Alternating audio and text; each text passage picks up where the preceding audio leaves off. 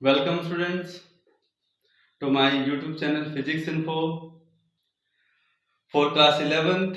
जैसा कि हम लोग डिस्कस कर रहे थे कि इंटीग्रेशन क्या होता है, उसका फिजिकल मीनिंग मैंने आपको बताया और फिर हमने इंटीग्रेशन को डिफरेंट फंक्शन पे इम्प्लीमेंट भी किया। उसके जो फंडामेंटल फॉर्मूले हैं, जो रूल्स हैं, वो हम लोगों ने पढ़े।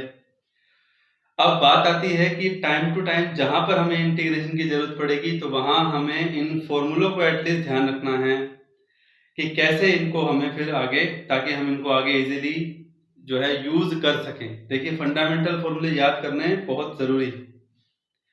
आज मैं आपको इंटीग्रेशन का एक और इम्पोर्टेंट जो है फंडामेंटल जो फॉर्मूला है, जो रूल है, जो आप कह सकते हैं कि एक प्रोडक्ट रूल है, जैसा कि डिफरेंशिएशन में भी आया था, वो मैं आज आपको पढ़ाने जा रहा हूं। लेकिन वो रूल पढ़ाने से पहले आपको एक फंक्शन को एक सीरीज के रूप में ध्यान रखना है, याद रखना है।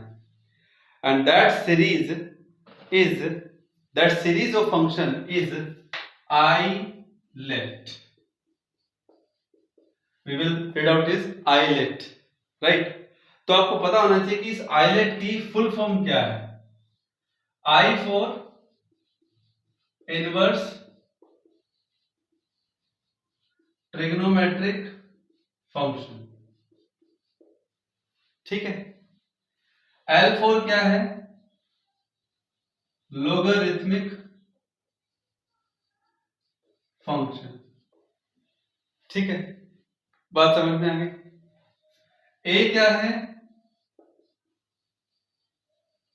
Algebraic function. टी क्या है, ट्रिग्नोमेट्रिक फंक्शन। और ई क्या है, एक्सपोनेंशियल फंक्शन। एक्सपोनेंशियल फंक्शन, ठीक है। हमें इन पांचों फंक्शन की प्रेजेंटेशन पता है कि कौन फंक्शन कैसा है, हमें उनकी पहचान के बारे में मालूम है कि इनवर्स ट्रिग्नोमेट्रिक फंक्शन को कैसे रिप्रेजेंट करते हैं, ट्रिग्नोमेट्री कैसे लिखते हैं, एक्सपोनेंशियल को कैसे लिखते हैं और लोगरिथमिक को कैसे लिखते हैं। सवाल ये है कि मैंने आपको जो ये रूल बताया है, जो ये मैंने आपको एक सीरीज बताई है आइलेट, जिसमें आई को मैंने पहले लिखा है, तो जस्ट एक ये एक समझने का एक तरीका है, क्योंकि इसको अब हम इम्प्लीमेंट करेंगे इंटीग्रेशन के एक मेथड में, जिसका नाम है इंटीग्रेशन बाय पार्ट्स। क्लियर है बच्चों? तो today the method of integration, important method of integration, the method of integration, method of integration, तो जिसका नाम क्या है बच्चों? इसका नाम है इंटीग्रेशन बाय पार्ट्स। क्या नाम है? इंटीग्रेशन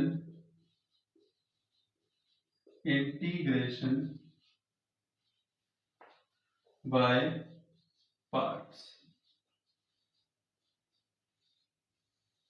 ठीक है। तो अभी हमें यह समझना है कि ये इंटीग्रेशन बाय पार्ट्स का मीनिंग क्या है। इंटीग्रेशन तो करना ही है, ठीक है, मेथड है इंटीग्रेशन का, लेकिन इस बाय पार्ट्स में, बाय पार्ट्स मतलब पार्ट वाइज, आप थोड़ा सा समझिए, पार्ट वाइज कौन सा कैसा पार्ट, सवाल वो है, ठीक है। तो चलिए आइए समझते हैं। दैट इज इफ, अब जो मैं लिखने जा रहा हूं उस पर गौर कीजिएगा। If u and v, if u and v are the function of x, variable x ले लिया, are the function of x, then now देखिएगा क्या लिख रहा हूं, इंटीग्रेशन u इंटू में v dx इक्वल टू क्या होगा। सवाल ये है, पॉइंट ये है। अब देखिए यहां पे जैसे डिफरेंशिएशन में क्या आता था कि दो फंक्शन जब प्रोडक्ट में हो तो हम प्रोडक्ट रूल अपनाते थे। वहां पे हम वहां पे लिखते थे कि फर्स्ट फंक्शन ऐसे का ऐसा, दूसरे का डिफरेंशिएशन प्लस सेकंड फंक्शन ऐसे का ऐसा, फर्स्ट का डिफरेंशिएशन। सेम चीज यहां पर है, लेकिन अब यहां डिफरेंशिएशन नहीं है, इंटीग्रेशन है। और इंटीग्रेशन में प्रोडक्ट में कौन कौन है? प्रोडक्ट में हमारे पास दो फंक्शन है। अब किसी ने क्वेश्चन पूछा सर दो से ज्यादा हो सकते हैं क्या? ऐसा तो डिफरेंशिएशन में भी हो सकते हैं, दो से ज्यादा। अगर तीन फंक्शन अगर प्रोडक्ट में हो तो उनका भी डिफरेंशिएशन करने का जो रूल है वो प्रोडक्ट रूल ही होगा, बट वो थोड़ा सा बस एक लेंथी पार्ट हो जाएगा, ठीक है। लेकिन अभी हम सिर्फ वही डिफरेंशिएशन और वही इंटीग्रेशन कर रहे हैं, मेथड कर रहे हैं इंटीग्रेशन का, जिसमें हम दो फंक्शन के प्रोडक्ट को लेकर के चल रहे हैं। और ये मैं बात आपको पहले क्लियर करके चल चुका हूं स्टूडेंट्स कि u और v ये x के फंक्शन है। किसके फंक्शन है? x के फंक्शन है। और तब u और v का प्रोडक्ट इनटू जो अगर ये दोनों फंक्शन प्रोडक्ट में आ जाएं तो इनका इंटीग्रेशन कैसे करना है। अभी बारी इसकी आएगी, ये आइलेट का रूल कैसे अप्लाई करेंगे, ये जब हम इस रूल के अकॉर्डिंग जब हम न्यूमेरिकल करेंगे, जब हम एग्जाम्पल करेंगे, तब मैं आपको इस आइलेट के रूल को भी फॉलो करना सिखाऊंगा। लेकिन अभी सबसे पहले बारी इसकी, तो कोई भी फंक्शन हो, जैसे u फर्स्ट फंक्शन, ये v सेकंड फंक्शन, तो बच्चों इसका इंटीग्रेशन क्या होगा देखिएगा। That will be first function as it is, u as it is, integration of second function. ठीक है बच्चों, क्या आ गया? First function as it is, second का integration, clear. Then minus sign, integration के अंदर अब देखिए मेन इंटीग्रेशन में डिफरेंशिएशन आएगा किसका? फर्स्ट फंक्शन का, मतलब du by dx। u क्या माना था हमने? फर्स्ट फंक्शन, जो पहले नंबर पे फर्स्ट, ये सेकंड, तो ये फर्स्ट फंक्शन हो गया, ये सेकंड हो गया। तो first as it is, second का इंटीग्रेशन, माइनस में इंटीग्रेशन के अंदर फर्स्ट का डिफरेंशिएशन, ठीक है, फर्स्ट का डिफरेंशिएशन, फिर मल्टीप्लाई में दोबारा से सेकंड का इंटीग्रेशन। तो ये तो हो गया कंप्लीट, दोनों फंक्शन में पहले का डिफरेंशिएशन आ गया, मल्टीप्लाई में दूसरे का इंटीग्रेशन आ गया, v का इंटीग्रेशन आ गया। और जब ये पूरी ब्रैकेट सॉल्व हो जाएगी और जो फिर रिजल्ट आएगा उसके बाद ये वाला इंटीग्रेशन अप्लाई होगा। समझ गए होगे ना कि इस इंटीग्रेशन के अंदर फर्स्ट का डिफरेंशिएशन आ गया, सेकंड का इंटीग्रेशन आ गया, इन दोनों को सोल्व करके जो भी रिजल्ट आएगा dx x की फॉर्म में जो भी आएगा, तो उसका इंटीग्रेशन एक बार और यहां पर होगा, जो ये आप बाहर वाला इंटीग्रेशन देख रहे हो, क्लियर। तो बच्चों इस रूल का नाम है integration by parts. I hope आपको समझ में आया होगा क्या है इंटीग्रेशन बाय पार्ट्स, ठीक है। अब हम इसके ऊपर बेस्ड एक क्वेश्चन करते हैं ताकि हम इसको समझ सकें कि कैसे इसको इंप्लीमेंट करना है, कैसे इस पे इंप्लीमेंटेशन हमें फॉलो करनी, ठीक है। तो ये दोनों चीज मैंने आपको बताई, एक तो मैंने आपको बताया आइलेट रूल क्या होता है और मेथड ऑफ इंटीग्रेशन जो कि इंपॉर्टेंट है, इंटीग्रेशन बाय पार्ट्स। चलिए अभी हम इस मेथड को लिखे रहने देते हैं ताकि हम साथ साथ इन चीजों को समझ सकें। इस रूल को लिखा रहना चाहिए। देखिए बच्चों, क्वेश्चन है ये, the question is integration x multiply sine x dx। अब देखो, एक तो आइलेट वाला रूल यहां कैसे अप्लाई करना है, दूसरा फिर बाय पार्ट्स कैसे करना है, वो तो आपको दिख ही रहा है। बाय पार्ट्स कैसे करना है बच्चों, क्योंकि देखो ना x क्या है, एल्जेब्रिक फंक्शन है, मल्टीप्लाई में कोई साइन नहीं, मल्टीप्लाई में साइन x है, ट्रिग्नोमेट्रिक फंक्शन है। तो दो फंक्शन प्रोडक्ट में तो हो गए ना, इनके बीच में तो कोई प्लस माइनस साइन है ही नहीं, तो कंफर्म हो गया कि प्रोडक्ट रूल तो लगेगा ही लगेगा, क्लियर। लेकिन अब बारी आती है आइलेट के रूल को समझने की।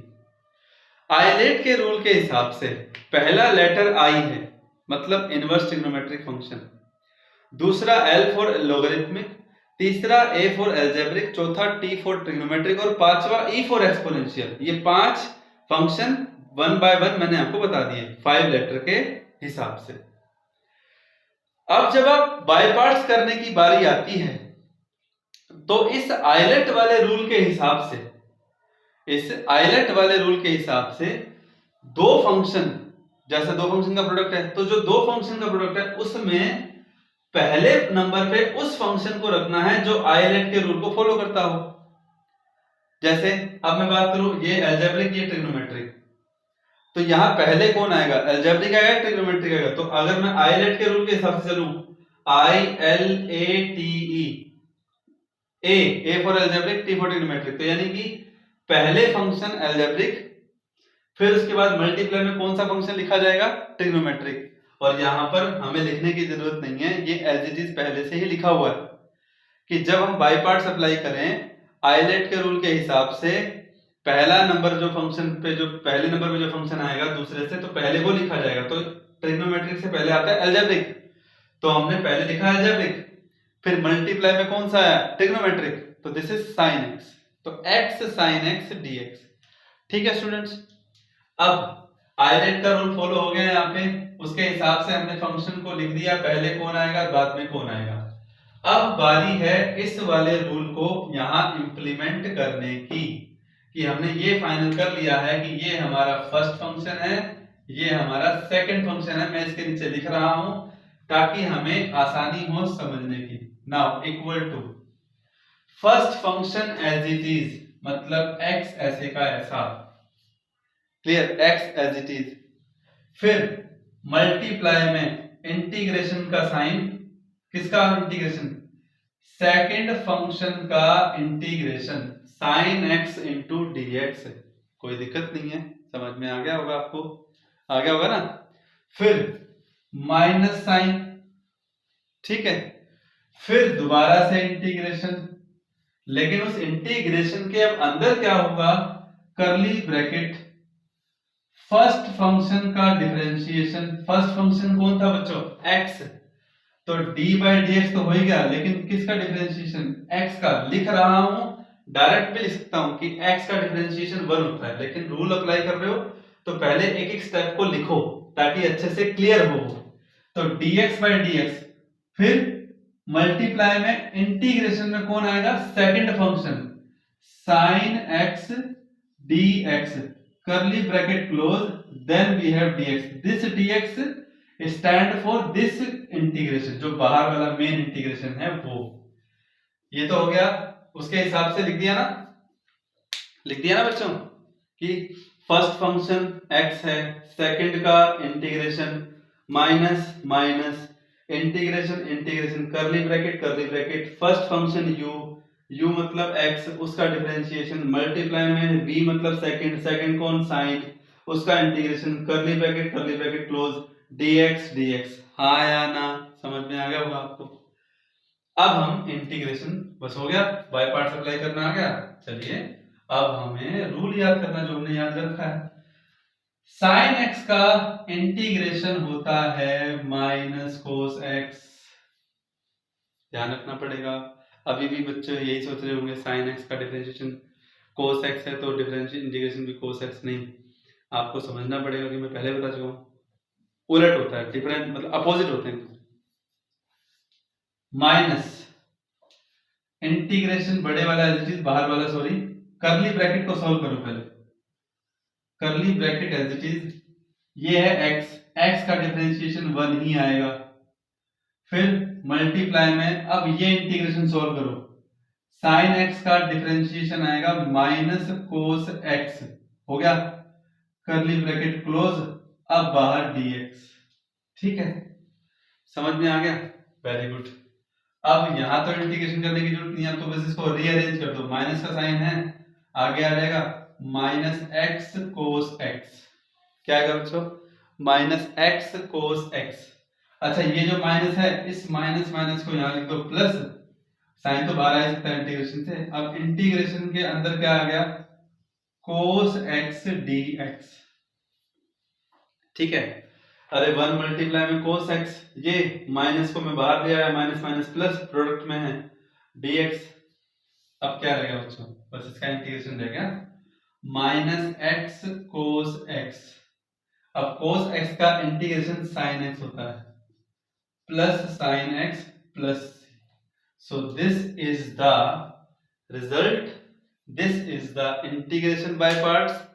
मैंने आई होप कि मैंने जो आपको स्टेप समझाए हैं धीरे धीरे आप भी इसको इंप्लीमेंट करेंगे और आप सीख जाएंगे कि बाय पार्ट्स वाले रूल को, आइलेट वाले फंक्शन को ध्यान में रखते हुए, आइलेट वाले रूल को ध्यान में रखते हुए, और दूसरी बात जो है प्रोडक्ट जो रूल है उसको ध्यान में रखते हुए हमें कैसे बाय पार्ट्स को अप्लाई करना है। आराम से कीजिएगा, कोई जल्दबाजी नहीं है बच्चों। क्लियर है? तो ये फर्स्ट एग्जांपल आपके सामने है। वेरी गुड, ठीक है, ओके।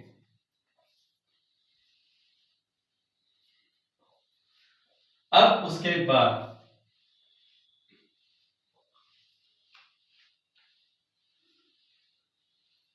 एक और क्वेश्चन हम लोग करते हैं यहाँ पे, ठीक है, आपको समझ में भी आएगा।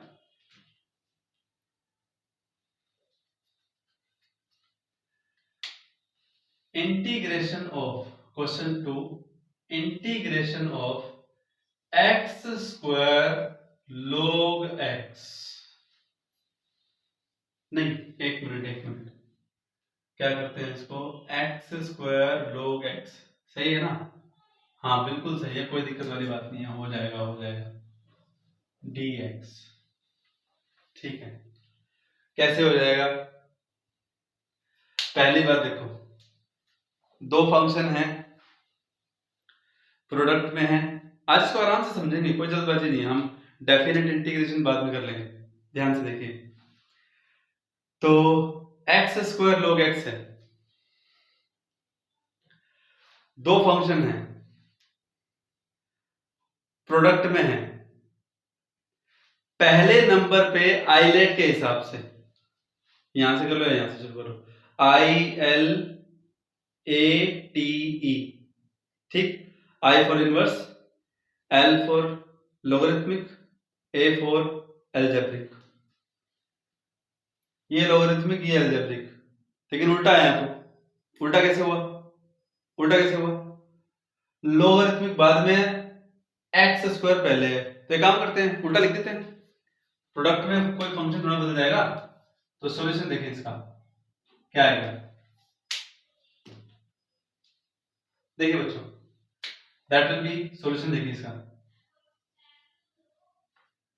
Integration log x multiply x square, multiply लिखना पड़ेगा इसको ताकि आप इस x और इस x में कंफ्यूज ना हो, ये x इसका आर्गुमेंट है, इनटू में dx, ठीक हो गया ना, आइलेट के हिसाब से, ILATE, inverse logarithmic algebraic trigonometric exponential, तो लोगरिथमिक पहले आएगा, फिर A फॉर एल्जेब्रिक बाद में आएगा। आई होप कि आपको ये रूल अप्लाई करना आ गया है कि आइलेट के हिसाब से हम फंक्शन को रीअरेंज करते हैं, आइलेट के हिसाब से जो नाम पहले है वो फंक्शन पहले आएगा, जो बाद में है वो बाद में आएगा। क्लियर? तो ऐसे में अब देखिए, फर्स्ट फंक्शन क्या हो गया, फर्स्ट फंक्शन हो गया हमारे पास ये, सेकंड हो गया ये। क्लियर? अब इंटीग्रेशन करना है बच्चों, क्या आएगा, देखिएगा इंटीग्रेशन क्या है, that will be first function as it is log x as it is, ठीक है बच्चों। फिर उसके बाद इंटीग्रेशन में सेकंड फंक्शन यानी कि x square dx, x square second का इंटीग्रेशन हो गया, ठीक है ना। फिर माइनस साइन, अगेन इंटीग्रेशन, उसको मैं थोड़ा बड़ा लिखता हूं जो सेकंड टाइम इंटीग्रेशन होता है, ताकि उसके अंदर भी जो डिफरेंशियल इंटीग्रेशन है उसको थोड़ा ढंग से समझ लें। फिर कर्ली ब्रैकेट, फिर dy dx, मतलब डिफरेंशिएशन किसका, फर्स्ट फंक्शन का, फर्स्ट फंक्शन कौन है, log x है, मल्टीप्लाई में इंटीग्रेशन किसका आएगा, इंटीग्रेशन में कौन आएगा, सेकंड फंक्शन कौन है, एक्स स्क्वायर है, dx करली ब्रैकेट क्लोज, फिर dx। ठीक है बच्चों, समझ में आ रहा है, वेरी गुड। अब आइए नेक्स्ट स्टेप पे, log x as it is, कोई दिक्कत नहीं है, multiply x square algebraic function है, एल्जेब्रिक फंक्शन का इंटीग्रेशन कैसे करते हैं, पावर एक ऐड और उतने से divide, x cube by three, ये हो जाएगा। फिर उसके बाद minus sign, integration as it is, पहले करली ब्रैकेट को सॉल्व करेंगे आप। ठीक है बच्चों, करली ब्रैकेट में डेरिवेशन है, डेरिवेटिव है log x का, log x का डिफरेंशिएशन होता है 1/x, भूलना नहीं है। log x का डिफरेंशिएशन क्या होता है, 1/x होता है, वेरी गुड।